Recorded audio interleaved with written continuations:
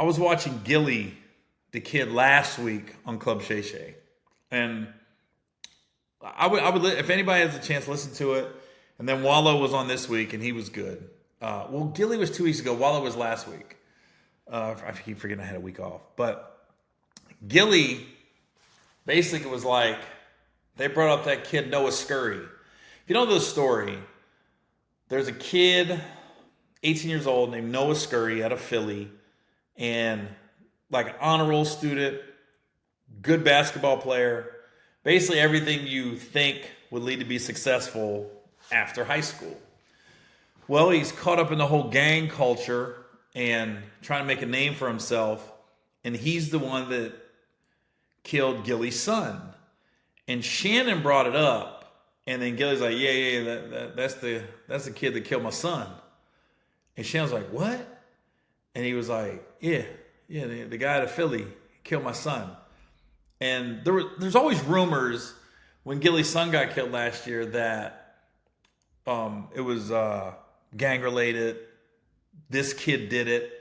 And then this kid, Noah Scurry, he ended up getting killed in the morning in front of his mother in the middle of the street by some rival gangs. And I'm just going, and the way Gilly just put it out there, it was almost like it really had nothing to do with my son. It was like he had to get a body to prove himself to the gang, and his son was just wrong place, wrong time.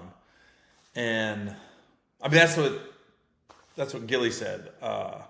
I'm not an expert. I don't have any like factual basis on any of this, but Gilly seems to know more often than not. Like, he's right, especially when it comes to Philly. And it's just a sad story of, so you have the brains and you have the athletic ability to get out of the ghetto, to get out of the hood, to get out of the gang culture, and you're choosing to stay in it. And it's almost like social media can be good and it can be bad. And I think it was very bad in this case, obviously, because now 2 people are dead, Noah Scurry and Gilly's son. And he was making like a rap video where his persona was the Joker, and they got this whole rap song. They got guns and stuff, and the song. I mean, it's like 30 dudes and then 80 guns in the video. Pretty sure the guns are real. And for the video to get released and him to die shortly after it's released, the Noah Scurry kid. And at first, when it happened, everyone was like, "Oh my God, they murdered this honor roll student, star basketball player." And then there was like, nobody's safe. And then come to find out, there was probably retaliation for something he did in the gang world. Just the way Gilly just said it on the podcast, like, "Yeah, that's the guy that killed my son. Mm-hmm. Yeah, that's him. Yeah." It was jarring, to say the least. And then Wallo goes on the week after Gilly, and Wallo had said, like, his brother got killed.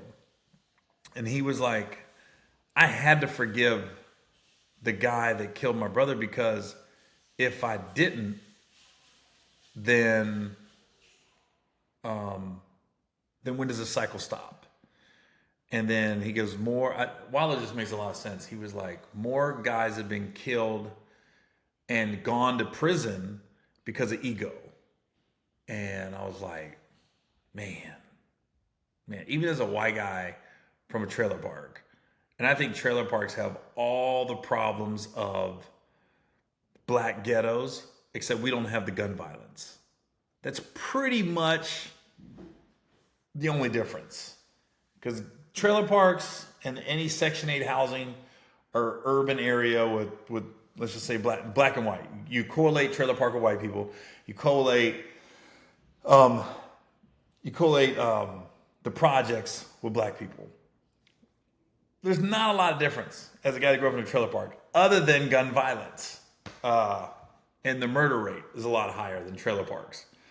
I don't know if we're just We can't organize. We don't have gangs like that. But as far as like government cheese,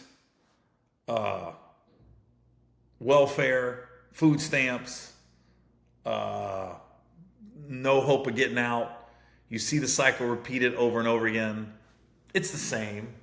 A lot of people end up in jail for various reasons. But it's just for some reason, the trailer parks don't have the gun violence and the murder rate of the projects. But all the issues at the core are the same. No hope, broken homes, and the cycle getting repeated. And, Wallo, if you get a chance, man, listen to the Gilly one and then listen to Wallo. And those guys just, they're obviously they're captivating. They've got a huge deal with $1 Million Worth of Game podcast, but you see who they are on these interviews.